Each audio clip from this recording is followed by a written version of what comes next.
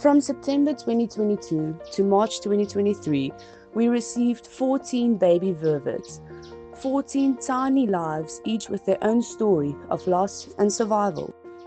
Many of them were abandoned by their troops, some after their mothers were attacked by dogs, others because their mothers were too inexperienced or the babies was too weak to hold on to them. Each baby that arrived came with its own heartbreak and its own hope. Over time, we started adding in adults, sub-adults, and juvenile vervets, ones who had been kicked out of their original troops, or we couldn't find their troops, but they still deserved a second chance. We welcomed them all into our growing baby troop. And then there's Queenie, our most inspiring success story. She was once a pet, handed over to us when she started showing aggression. She didn't know what it meant to be a vervet anymore. She only knew humans. The troop didn't accept her and she didn't understand why. But we didn't give up.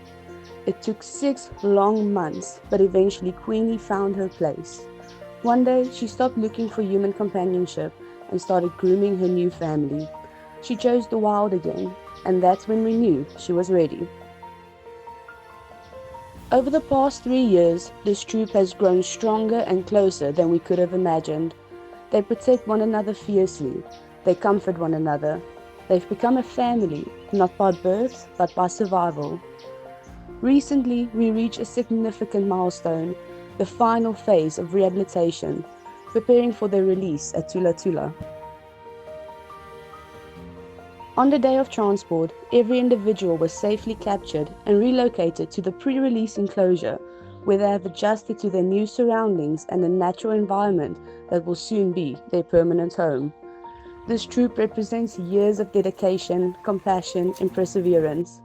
Each vervet monkey carries a story of resilience, and together they symbolize what's possible when we refuse to give up, when we believe every life deserves another chance.